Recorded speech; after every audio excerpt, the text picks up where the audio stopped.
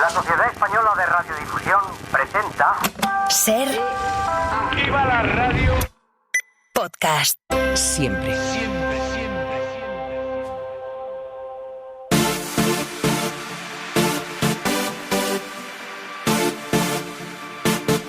Tenemos a un amigo, a un hermano, sí. Al bonico de Muchachada Nui. Sí.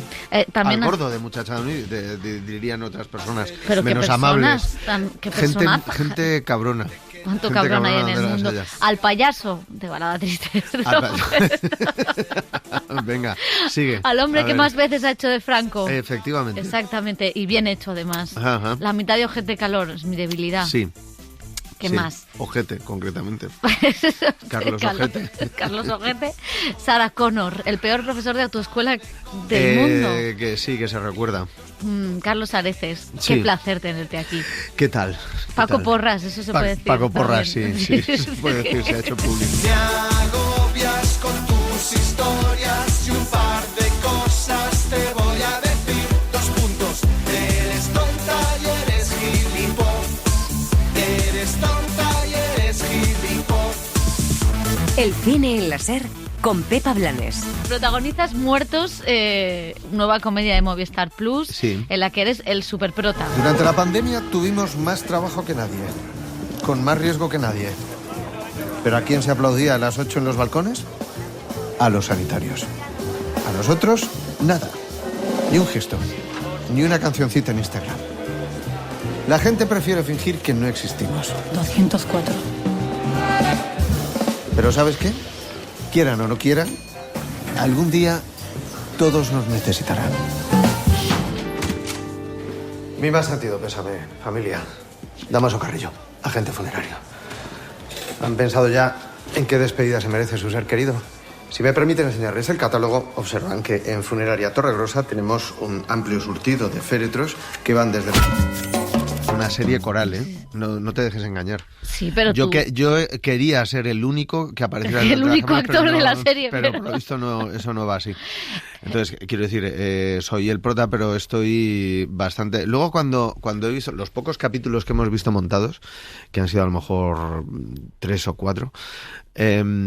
Claro, luego dices, joder, no se nota tanto que soy el prota, ¿no? Porque el resto de actores siguen empeñados en salir y en decir cosas. Pero sí, ahí estoy. Eres un adjunto a la funeraria que planea heredarla porque muere el dueño de la funeraria. No heredarla. Planeo hacerme con el control. Exactamente, sí. Que es lo que siempre has querido en la vida. Sí. Es la serie de los hermanos Caballero. Luego hablaremos de otra película que también te hemos visto esta semana. Pero, claro, tu personaje en la funeraria es el Trepa de España. Sí. Yo encarno al español medio, al español trepa medio. Exactamente. Sí. ¿Vas a contestar a todo con monosílabos? Porque no te cuento el cotilleo después. No, a ver, es que ¿qué más te puedo decir? Es que los pones tú también todo. ¿Cómo es ser un trepa? Hacer las típicas preguntas larguísimas que luego dejan poco margen para la respuesta. Y luego, claro, la culpa es mía. ¿Cómo ser un trepa? Pues ser un trepa en la ficción es muy divertido, ¿qué te voy a decir? Es mucho. Yo siempre he defendido que los personajes que tienen manchas, que tienen vicios, que al final es con los que te sientes identificado, son mucho más divertidos de interpretar que el típico personaje inmaculado. ¿Tú te acuerdas en los 90? La comedia romántica empezó a poner de moda un tipo de mujer que era ese objeto idealizado, inalcanzable, ¿no? Que el protagonista... Meg Ryan. Que, bueno, no, pero Meg Ryan era un poquito gansa, sí. O sea, quiero decir, Meg Ryan, yo me refiero a cosas como... Jennifer Aniston. Sí, la típica... El típico personaje femenino inalcanzable, pero que era el objeto de persecución del protagonista, que era el tarado, el absurdo, el que tenía fallas, el divertido, ¿sabes? Pero ella era maravillosa, ella era la que sabía cómo comportarse en todo momento y tal. Y te decías, Dios, qué personaje más horrible, ¿sabes? O sea, el divertido es él, el que con el que empatizas es con él, ¿sabes? Pues yo siempre he pensado que efectivamente los personajes inmaculados son aburridísimos y que al final meterle un poco de vicio y un poco de lo que le convierta en humano es lo que me hace empatizar con él. Además, he descubierto que tengo mucha más cercanía con los personajes mezquinos que interpreto de lo que hubiera pensado en un principio. O sea que al final cuando vas a terapia después de esa. Luego voy a terapia, no, el rodaje es la terapia en sí. O sea, me permite canalizar todas mis mezquindades a través de los personajes que interpreto, porque al final estoy leyendo el guión y digo, joder, pues debo ser un tipo horrible porque entiendo perfectamente esta manera de... o sea, entiendo cómo... O sea, eso lo dice muy bien Tarantino.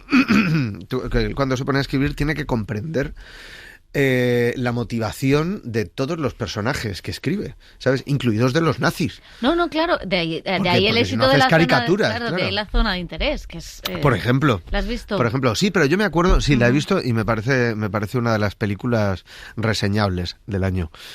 Otra, también de temática nazi, diré que ha pasado completamente desapercibida, no ya solo en los Oscars, sino en cualquier círculo, pero sin embargo a mí me parece una de las grandes películas de 2023, es Sisu. No la he visto. ¿No has visto Sisu? No he visto Sisu. Pues es una película finlandesa. La voy a apuntar. El género es uno de mis géneros favoritos, que podríamos resumir como le tocaron los huevos a la persona equivocada, ¿vale? O sea, es un día de furia, es un Harry el sucio, pero con un sabor, a mí me encanta. Y bebe de muchas fuentes, entre ellas yo creo que hay trazas reconocibles de Tarantino, ¿no? Pero bueno, a mí me fascina. Sí, la recomiendo encarecidamente desde aquí. Ah, has sido tú. Sí. Digo, vaya, qué profesional dejarme el móvil encendido, pero no, resulta que la profesional ha sido tú. Y volviendo a el trepismo de tu personaje, no, es cierto que hay algo en la serie que sí que conecta con todos, más allá, con el trepa medio de España, porque... ¿Os han enseñado capítulos? Todo. ¿O cómo es? Ah, ¿tú has visto? No, me quedan como los dos finales, pero yo he visto bastante de cómo evoluciona. ¿Has visto más que yo? Pues no te voy a hacer spoiler. ¿Qué tal está? ¿Qué tal está la serie? La serie está muy bien y tú estás muy bien. Muy bien, este chiquito que era protagonista está muy bien. Sí, pero sí que hay atractivo. Algo muy atractivo, unos ojos, ¿no? Tienes unos ojos muy bonitos, ahora que te veo de cerca. Es lo que dirías a cualquier persona fea. Tienes unos ojos... En la versión femenina tienes un pelo muy bonito. O eres muy simpática, vale. Es que es imposible. Sigue, no es imposible. Antonio de la Torre. Peor que Antonio de la Torre no hay nada. Antonio de la Torre es la persona más pesada que hay en el mundo. Por cierto, me lo encontré el otro día en la estación. Yo aquí. ¿Aquí te lo encontraste? No, aquí sí. Ya no es encontrar, aquí ya estaba planeado. Aquí ya estaba planeada el encuentro. ¿De qué venía a hablar? Venía a hablar ¿de qué venía a hablar? De lo que fuera. No para de hablar, Antonio. Cállate un rato. De la peli de Clara Bilbao. Tratamos demasiado bien a las mujeres. Sí. Bueno, a lo que iba. Con Julián Villagrán y tal, sí. Que en el fondo todos queremos ascender, ¿no? Lo que quiere tu personaje es ser el jefe. Que no sé si hay como una obsesión también que tenemos por ser el jefe. Te preguntaba antes, por ser el protagonista de la serie. No sé si en el fondo esta falsa meritocracia también nos lleva a querer ser el jefe. Otra pregunta larga para que contestes. Y luego contesta con monosílabos. Si ya lo dices todo tú. A ver, ¿cómo era? Es que encima ni me he enterado bien de la pregunta. La meritocracia. No, que todos queremos ser jefes, que eso es lo que conecta quizá del personaje con los... Bueno, yo creo que hay gente que vive en un perfil más bajo y que también lo lleva bien, pero sí, efectivamente hay una especie ¿De qué? De movimiento. Hay una especie de movimiento de la sociedad, o sea, la crítica de la sociedad. Venía a hacer la típica crítica barata de no, porque la sociedad nos impulsa a querer llegar y trepar y tal. Sí, bueno, a ver, yo me siento identificado porque evidentemente yo siempre tengo metas mayores de las que alcanzo, ¿vale? O sea, las si metas... ¿Lo has alcanzado todo? No, no lo he alcanzado todo. ¿He trabajado con Tarantino? ¿He trabajado con Tarantino? Contéstame. ¿He trabajado con Angela Lansbury? Pero Contéstame. Angela Lansbury un poco difícil a estas alturas. Bueno, en fin. ¿Sabes? Una ouija a tiempo. Soñar es poder. Exactamente. Pero Tarantino alabó tu trabajo en Balada Triste de Trompeta. Sí, me dio un trabajo después, el cabrón, ¿eh? Porque mucho se le fue todo de boquilla. Fue todo de boquilla. Mucho alabar, muy propio de Tarantino, mucho alabar mi trabajo, pero luego a que no me llamó para hacer de coronel Hans Landa en Malditos Bastardos o para hacer de, yo qué sé, de cualquier otra cosa. No me llamó el tío, se olvidó de mí. Pero sí, o sea, en el fondo conecto, pues ya te digo que conecto con las pequeñas mezquindades, que tampoco sé hasta qué punto son mezquindades. En el caso de mi personaje, de Damaso, sí son mezquindades porque es un tío que aprovecha, o sea, hace uso de malas artes para tratar de llegar a donde él considera que tiene que estar. Pero sí, al final, claro, es que todos son grados. ¿He sido mezquino? Pues claro que he sido mezquino en la vida. Obvio. ¿He sido un trepa? Pues sí, supongo. Pues también depende a quién le preguntes, ¿sabes? Pues sí. ¿A quién le tengo que preguntar? ¿Quiénes son los enemigos de Carlos Areces? Pues al final los enemigos... los peores enemigos son los que tienes más cerca, ¿sabes? O sea, los que... Quiero decir, yo a quién envidio, ¿sabes? A Brad Pitt por la carrera que tiene o a un compañero de muchachada, ¿sabes? Que de repente ha trabajado con el director, yo qué sé, o ha ganado no sé qué premio. Pues evidentemente a Raúl Cimas, que hace poco ha ganado un premio por la serie de Poquita Fe y tal, ¿sabes? Claro, al final tus mezquindades cuando surgen verdaderamente a la superficie es en tu contacto diario con la gente que tienes alrededor. Y oye, ¿te has metido en una autoescuela con la serie de Coveaga? Me he metido en una autoescuela sin saber conducir. ¿Qué te parece eso? Me parece fantástico. Eso es mítico. Pero ves, ahí se demuestra que la profesión de actor tiene unos... Bueno, pues... ¿Y después de la serie no has decidido a sacártelo? No. Bien. Me parece bien, yo tampoco. Haciendo una versión de aquello que decía Groucho, de nunca pertenecería a un club que me admitiera como miembro, yo creo que nunca iría en un coche que me tuviera a mí como conductor. O sea, soy la última persona de la que me fiaría para llevar el control de un aparato que puede alcanzar los 200 kilómetros por hora. No soy la persona adecuada. Me parece bien. Yo he nacido para tener chofer. Yo también. Así soy yo, fíjate. Y ahora te metes en una funeraria. ¿Qué tipo de humor se puede hacer en una serie sobre una funeraria? Pues se puede hacer muchos tipos de humor. Afortunadamente, los Caballero, con los que ya vengo trabajando de tiempo atrás, tienen un gusto que comparto plenamente por el humor negro. Entonces, claro, a ellos en realidad lo que les apetecía estudiar y sobre lo que les apetecía trabajar con esta serie era sobre el ambiente laboral. Pero es cierto que al centrarlo en una funeraria, todo lo que en cualquier otra empresa no deja de ser una negligencia menor, pues de repente aquí en una funeraria adquiere unos tintes un poco más graves, provocando la carcajada, espero, ¿vale? Porque además es una serie que no está muy forzada. O sea, a mí, por ejemplo, me parece que en otros trabajos que he hecho con ellos, como en La que se avecina, veo trazas de Berlanga, ¿sabes? Veo gente de clase media diciendo auténtica, ¿sabes? O sea, elaborando unos discursos muy divertidos, muy locos, muy absurdos, muy exagerados. Aquí yo creo que están apostando por otra cosa un poco más... con una intensidad más baja, ¿sabes? Algo más... O sea, hemos rebajado acting, y creo que en cuanto a tono, ¿sabes? No me estoy comparando nada más, pero en cuanto a tono, creo que puede parecerse más a un The Office, ¿sabes? Aunque nosotros no rompemos la cuarta pared, pero sí que la cámara tiene un movimiento más ágil. O sea, al final... hay una especie de estilo documental, ¿no? en lo que hemos hecho. ¿Y has ido antes a una funeraria para ver cómo funcionaba? No, han ido los guionistas. que son los que tenían que averiguar cómo coño funcionaba una funeraria. Y tengo que decir que en el caso de los actores que han hecho de tanatopractores, que son los que maquillan a los muertos, los que incluso los que practican las ¿cómo se llama cuando abres? Autopsia. Las autopsias y tal. Ellos sí que han tenido que prepararse con un tanatopractor real que, para disgusto sobre todo de Adriana Torrevejano, les enviaba continuamente vídeos de, ¿sabes?, que él consideraba que tenían que ver, pues un poco para meterse en el tema y tal. Entonces Adriana se descomponía, porque claro, han visto cosas muy explícitas. Pero bueno, al final sí que hemos descubierto todos, gracias al contacto con lo que es una funeraria real, el proceso. Porque a mí el tema de la muerte me fascina. Ya, ahora te iba a preguntar por esa pues parte. A mí el tema de la muerte me fascina y me aterra. O sea, quiero decir, me fascina como le fascinan las arañas a una persona que tiene terror por las arañas. O sea, al final ves un documental atrapado con ese morbo y con esa fascinación que te provoca algo terrorífico, ¿no?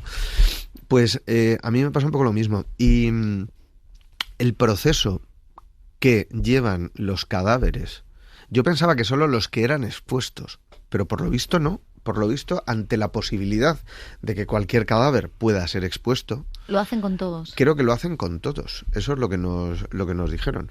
Incluso los que van a permanecer en un ataúd cerrado. Pero parece ser que hay un cierto margen de duda y que en un momento dado todo ataúd cerrado es susceptible de ser abierto y tal. Entonces, todo esto que en mi mente pasaba por ser leyendas, luego he descubierto que es real. O sea, efectivamente las bocas van cosidas para que no se abran. Efectivamente, los ojos llevan unas lentillas especiales que tienen unos pinchitos para que el párpado no se abra.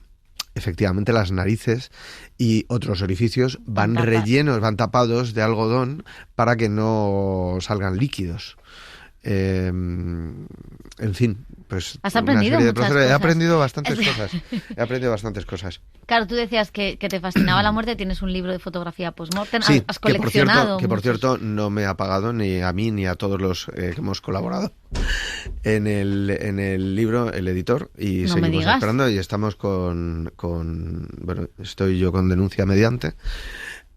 Sí, esperando que dé la cara. Pues de eso ha pasado ya tiempo, además. Ha pasado bastante tiempo y ninguna de las personas varias de las personas con las que yo he tratado están pendientes de que se les pague lo que se les debe. Desde la escritora hasta el diseñador, pasando por el publicista, la fabricante, en fin, ha sido uno de los proyectos más frustrantes en los que me he embarcado. Pero bueno, dicho esto, efectivamente todo el proyecto surge porque yo tengo una colección de fotografía post-mortem a la que llego, o sea, yo llego a la fotografía post-mortem después de ver los otros. Claro, yo veo los otros y digo, yo sabía que había gente que fotografiaba a los muertos y tal, en una época en la que acceder a la fotografía no era tan habitual como hoy en día, pero no sabía hasta qué punto eso era habitual. Y sí, había fotógrafos especializados en la fotografía post-mortem. Y entonces me interesa mucho el tema y empiezo a comprarme libros y empiezo a coleccionar fotos. Y francamente es un tema fascinante. ¿Cuántas colecciones tienes de cosas? De cosas, 1.000 millones. ¿Coleccionas cómics? ¿Fotografía post-mortem? Colecciono cómic español, colecciono comic book americano, colecciono fotografías de post-mortem, pero mi colección mayor de fotografías es de fotografías de comunión anteriores a la guerra, antes de que la fotografía se democratizara y cuando solo las hacían fotógrafos, claro, porque eran cuando las fotos eran verdaderamente buenas, cuando tenían esa orla, ese marco de... Claro, solo las clases altas podían hacer esa fotografía. Sí, efectivamente, o sea, la fotografía empieza a democratizarse un poco en los años 40, que aparecen las primeras cámaras para usuarios, pero antes, si tú querías una foto, tenías que ir a un estudio fotográfico a hacértela y tal. Colecciono muñecos de todo tipo, diabólicos, pero diabólicos también, sí, que tienen que ver con la cultura pop. Colecciono discos, Me encantan, tengo una pequeña colección de discos de celebrities metidos a cantantes, o sea, gente que cuya labor principal no es cantar, se han hecho famosos por otro tipo de razones. Por ejemplo, yo tengo el disco de Jesús Vázquez. Yo tengo el disco de Jesús Lindi Ubrique, firmado, por cierto, porque coincidí con él en Torrente 5. Yo tengo el disco del Dioni. Yo tengo el disco de Viviana Fernández cuando su nombre artístico era Vivi Andersen. Yo tengo el disco de Almodóvar y McNamara, firmado también. Por favor. Tengo una gran colección de discos. Tengo pósters de películas. Tengo... ¿Pero dónde vives? ¿En un castillo? No, pero claro, ahora me tengo que cambiar de casa, francamente.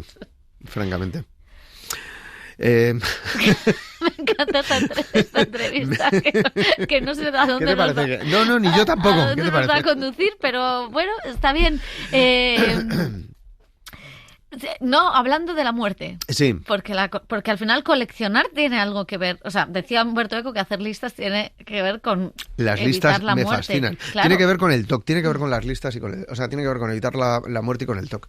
Yo para mí no hay mayor placer que organizar listas y ir tachando. Ah, bueno.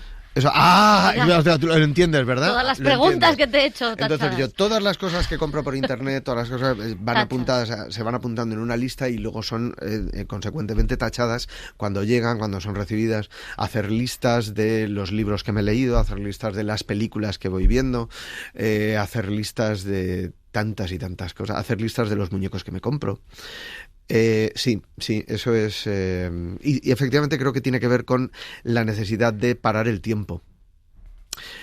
Que no, como te puedes imaginar, no lo conseguimos. Pero pero mira, con Thanos comparto más cosas. Por ejemplo, el deseo de que matar al 50% de la población. De que la mitad de la gente Carlos desapareciera. Eres mi media naranja. ¿A qué te parece? Es que al final estamos todos cortados por el mismo patrón. Sí. ¿Sabes? Yo sobre todo cuando voy a comprar ropa, que es una de las cosas más horribles que hay en el mundo para las personas que no tenemos cuerpos normativos, ¿sabes? Cuando empiezas a probarte, tú sabes ya positivamente antes de ir a comprar ropa que el pantalón que te cierra por la cintura te va a quedar largo por de abajo. La chaqueta que te cierra te va a quedar larga de mangas, etcétera, etcétera. Pero aún así hay una cosa que hace todavía peor todo el proceso, y es tener que hacer unas colas demoníacas para probarte la ropa, ¿vale? Entonces es en esos momentos cuando echo de menos no tener las perlas de los cristalitos esos del poder para ¿Sabes poder... que te la puedes llevar a casa y luego devolverla? ¿La ropa? Sí, te la pruebas en casa. Ya. Pero también hay cola pagando. Te imaginas, sí. Hay cola pagando, es horrible, y al final...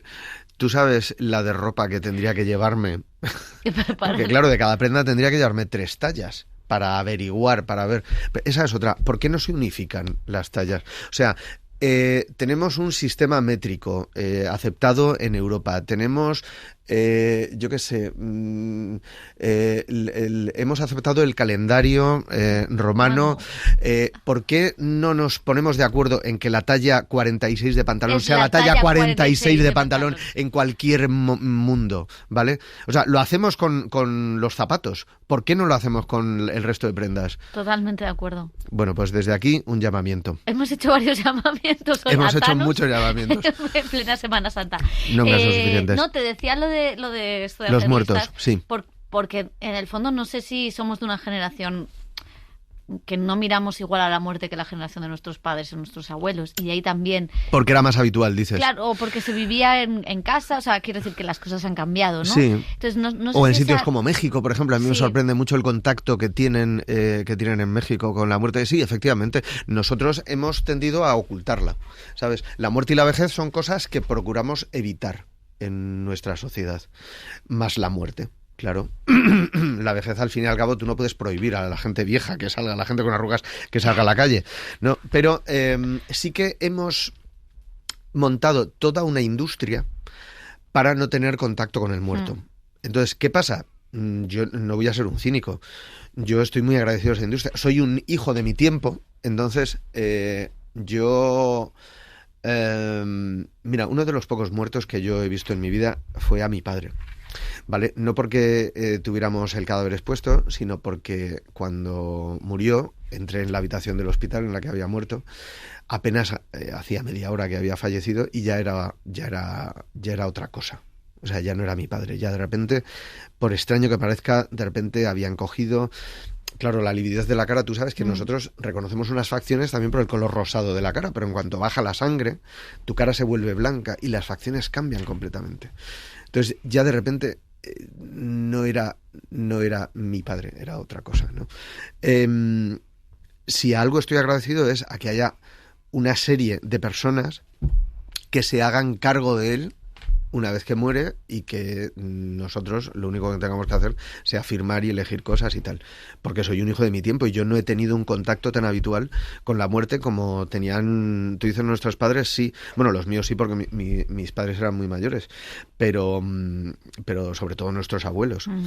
En una época en la que, primero, la mortalidad, o sea, la esperanza de vida no era tan alta, la mortalidad infantil era muchísimo mayor, y, sobre todo en los pueblos, era muy habitual velar al muerto en casa. Y no solo eso, sino que las vecinas te ayudaban a lavarlo, a vestirlo, y luego pasaba todo el pueblo en procesión por allí para besarle, para despedirse, para tal. Entonces sí, efectivamente, para un niño de posguerra, el contacto con los muertos era algo mucho más habitual. Yo tengo alguna de las fotos de mi colección. Representa a una niña muerta siendo portada por otras 4 niñas. Ostras. Amigas suyas, ¿no? Hoy en día esto para nosotros está fuera de... O sea, es algo muy raro. Pero, sin embargo, te diré que a poca curiosidad que tengáis, si os metís en YouTube y ponéis velatorios Puerto Rico, verás que en otras partes del mundo hay otras maneras de despedirse del ser querido. Y en Puerto Rico se ha puesto de moda una cosa que para mis ojos occidentales es completamente perturbador, y es: presentas al muerto como si fuera un diorama del Museo de Cera. O sea, le colocas en una posición como si estuviera vivo, recordando algo de lo que le gustaba mucho hacer en vida, ¿vale? Por ejemplo... Tomar unas cañas. En la barra. Efectivamente. Entonces, hay velatorios donde tienes al muerto con vestido de chándal, con su chándal favorito, con sus cadenas de oro, y una cerveza en la mano. Que yo digo, pero esto, o sea, y el rigor mortis, o sea, quiero decir, luego cómo le metes en el ataúd, ¿sabes? O sea, hay muertos que están colocados encima de la moto, ¿sabes? Esto aquí no es habitual, pero en Puerto Rico te puedes poner una segunda temporada de muertos. Pues, de hecho, no, los caballeros que tomen nota. Te diré que ya en algún capítulo se menciona y se hace alusión a determinados ritos que en realidad para nuestra sociedad no son tan habituales. Y luego, por ejemplo, estos pueblos, no sé si son de la India o de no sé qué, que cada cierto tiempo, o de Vietnam o de no sé dónde, hay un pueblo donde un día al año desentierran a sus muertos y duermen con ellos, ¿vale? Con la abuela, que se murió hace 15 años. Entonces los desentierran y los peinan y los maquillan y les ponen gafas de sol y tal. Es una cosa que aquí pues tiene como una sordidez rara, pero que ellos lo viven con total naturalidad. Yo que sé, hay muchas maneras de relacionarse con la muerte. Y una de ellas es viendo esta serie. Tan maravillosa. Oye, quería preguntarte, porque tú has hecho muchos tipos de comedia últimamente. O sea, últimamente haces más comedia que drama, en general. Básicamente. No últimamente. Sí. Sí.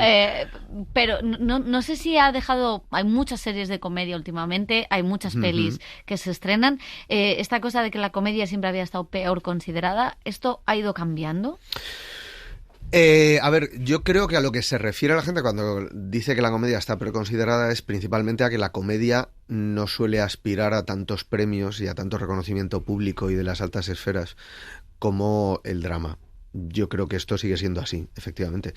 De hecho, una vez me preocupé por averiguar si el tópico era cierto, ¿no? Y dije, vamos a ver, todo el mundo dice que la comedia tiene menos premios y tal. Entonces estuve mirando a ver si, por ejemplo, en los premios Goya es verdad que había más dramas premiados que comedias.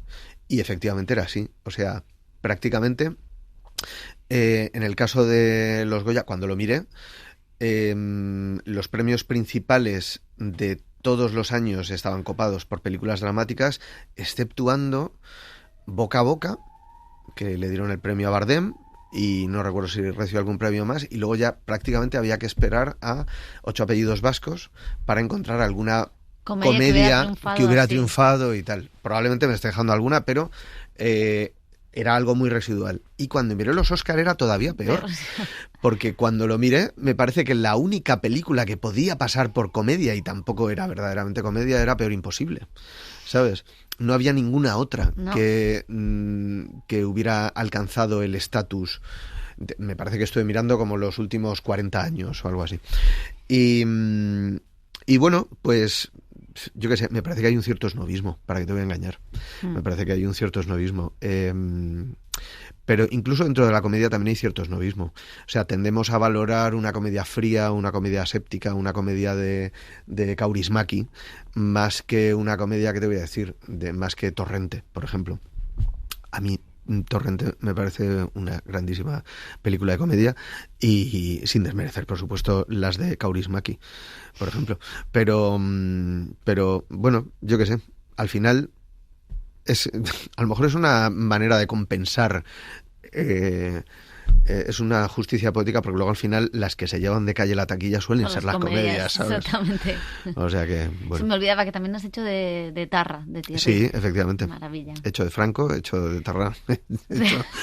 Sí, así soy yo. La maldad está en Carlos Areces. Bueno, lo cierto es que hay una serie de directores que cada vez que tienen un personaje mezquino, ruin, desprovisto de ideales, de alma, piensan en mí para interpretarlo. Pues un beso a esa generación. A todos ellos estoy muy agradecido. ¿Puede ayudarle? Venía a contratar un velatorio para mi novia. Bueno, exnovia. Tráenos 2 botellitas de agua. Damaso Carrillo, agente funerario. Lamento muchísimo su pérdida. Acompáñeme por aquí, por favor. Bueno, en realidad no ha muerto. Para los demás, digo. Para mí sí. Pues Carlos Areces, se nos acaba el tiempo. Pues es una pena, porque seguiría aquí oyendo tus preguntas kilométricas durante el día entero. Vamos. Adiós, gracias. Es que normalmente la muerte es algo objetivo, empírico. Se muere para todos o para nadie. Me dejó hace 6 meses y 12 días. He estado muy mal, fatal. Y quiero hacer un funeral para pasar página. Como un símbolo para asumir que ya no existe. Quiero ataúd, flores y llorar. Soltarlo todo y seguir con mi vida. Suena muy interesante, ¿eh? Vanguardista incluso. Pero usted comprende que el precio del féretro es el mismo, tanto si se rellena como si no. Por supuesto.